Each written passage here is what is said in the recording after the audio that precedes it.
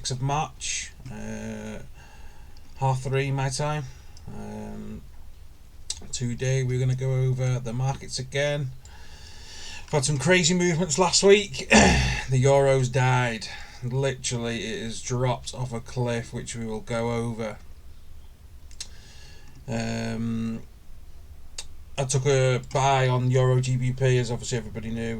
We was looking at this move down here, and the candle closed. Luckily, I set my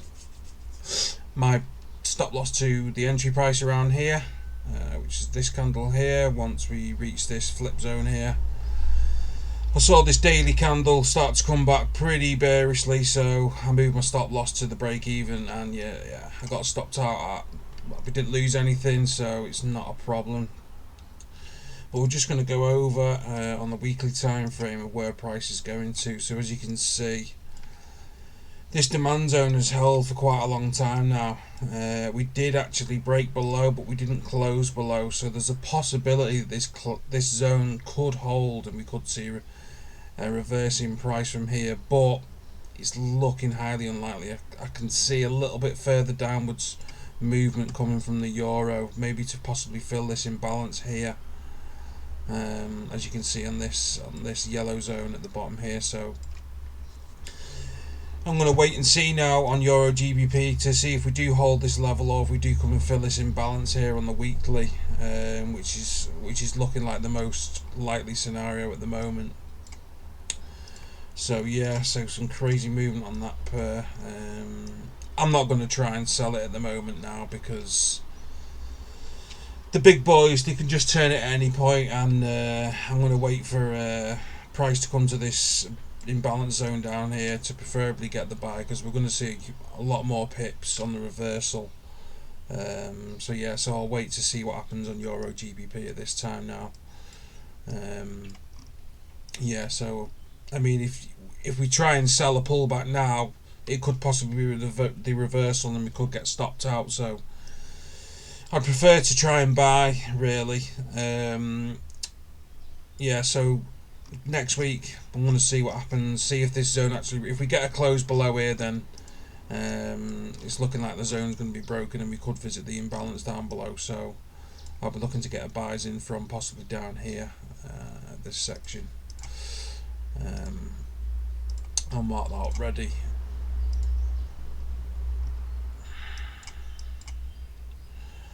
Ready and waiting to come back up in price for a reversal. So yeah, so big crazy movement, got stopped out entry on this price. So yeah, nothing much to report on this pair. We'll just have to wait and see what plays out. I think the safe havens are causing JPY, the dollar, and all those kinds of pairs to have some strength. So EURGBP, obviously the euro is the reverse correlation of the dollar. So it's causing weakness in that, causing this pair to move, but the pound isn't exactly strong at the moment. So yeah, it's a little bit slower than other pairs, which we'll go over next. And yeah, so I'm going to wait for this one. Wait for price to come down here, possibly. Look for the reversal on that one. So with that one, we'll go to GBPJPY. And as you can see, the strength has gone into the Japanese yen. As I said last time, we broke below the trend, so I was expecting further downwards movement. I said you could possibly get a buy on this demand zone here, but it wasn't my favourable trade to take. I wanted price to come down to this demand zone at the bottom here, which we've had good trades from in the past, this one and this one. So you know, if you wanted a more clearer chart of what to trade, then this is pretty much textbook on GJ range trading. Buy from sell from the top, buy from the bottom. You can't get much more simpler than that, really. We've bought from this demand zone multiple times. I think it was this one here. Yeah, we caught that to the top, and obviously we caught this one here to the move up there. Again, we caught this pullback. Well, that's you're in mid-range trading there, so you know it's more just stacking on the original position that we got from there. So as we saw, price broke this trend line and broke this demand zone close below. I'm looking for price to come down to this demand zone that we've traded previously in the past for another buyback up. I'll cancel that one off now. So yeah, so that's what I'm looking for on GJ. If it does hold this zone, get a nice 50% candle, a little doji, then I'll be buying that up. If it keeps seeing further downwards momentum, then I'll be looking to buy this demand zone here, or there is some imbalance at this zone here around at 146 level. But yeah, I think this demand zone should hold if it comes into play. So that's what to look for on. So that's what to look for on GJ for the coming weeks. Just let price come to us and buy from this zone at the bottom here once we see some support forming. But yeah, pretty textbook range trading, buy low, sell high, pretty easy. So with that one, we'll move to EURAUD. Crazy chart. Last week it closed just below. Just above the TP2 zone. I think it was 500 or 600 pips or something stupid like that, which I consider to be a pretty good haul of pips. But since then, look at that move. I think this is probably one of the biggest moves that I've seen in a short space of time, in a long time.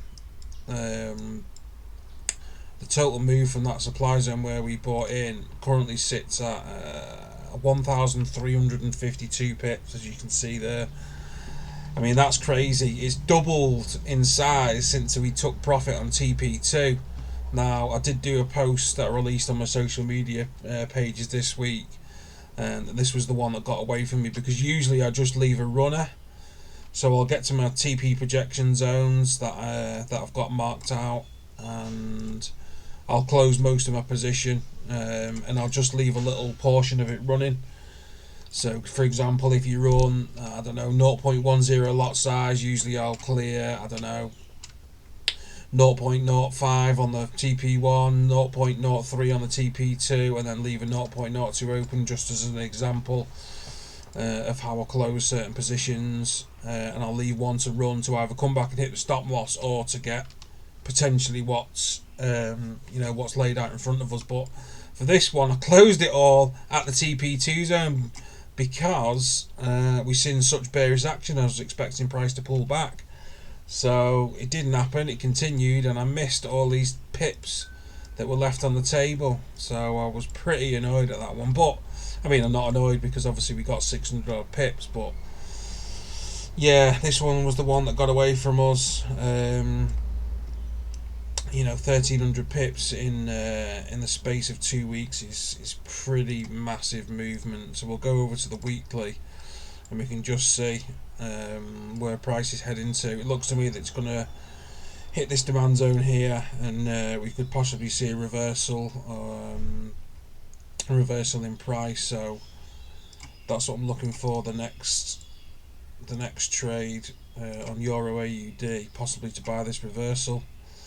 If we see price hit this zone at the bottom here, look for a support candle to form, and then we could buy back up, because I can see the euro reversing. It's just a question of when and at what point, but that's what I'm looking for on EURAUD. Look at all this bearish action. As quick as it falls, as quick as it can rise. So just as we see this zone here, one candle holds it, and then boom, we get an explosion back up. Obviously all this Ukrainian war dependent news is what's kicking it all off, and it can just as quite easily reverse. So yeah, so it's nice to buy the reverse points, because obviously that's where you gain the most amount of pips. But yeah, a bit peed on that one, if I'm honest, because I left a lot of pips on the table without leaving a runner. But it's not a problem, because we made plenty of pips anyway. So yeah, so that's what I'm looking for on EURAUD. Watch price to form around this demand zone at 147, 146, and then look to buy back up possibly to this zone here, which is probably flipped now, which will turn as resistance. So yeah, it's the same as the next pair, which will switch to EURUSD, and as you can see, again, price has just broke down. And I can go out to the weekly time frame just to show you the zone that is possibly going to be visiting. this little demand zone, a collection of support which was formed here, which caused the price to turn bullish and form this big supply zone at the top. Obviously we can go back to the daily time frame and see price has broken multiple daily zones on the way down, and it looks like it's possibly going to revisit this zone. So it's clear to me where I'm going to be buying from this time. 1.084 level around here. Watch price to support some support candles around that zone, which is what it did previously here, for a possible buyback up to these flipped resistance zones here. So there should be some good pips on offer if we can get the if we can get the buy in at this zone. So that's what I'm looking for on Euro USD. Waiting for price to come down this zone here, 1.08, 1.7, 1.078 area. Yeah, so just watch for prices to form support and then get the buy in on that. Get a nice tight stop loss, because it's easier to do on the reversals. So that's what I'm looking for on Euro USD. And now we will move to gold, which has rewarded us. I mean, we got stopped out on Euro GBP, so it's not a problem. I got stopped out last time on Euro USD as I went over last time, but it doesn't really matter because we've made some major pips on gold. Euro AUD, which is sorry about my Apple Watch there. Euro AUD, I missed the runner, but obviously I've left my runner on gold, which is still heavily in profit to the tune of 1,740 pips. We've broken this supply zone at the top here, so I can see it at least hitting $2,000, possibly this little supply zone here.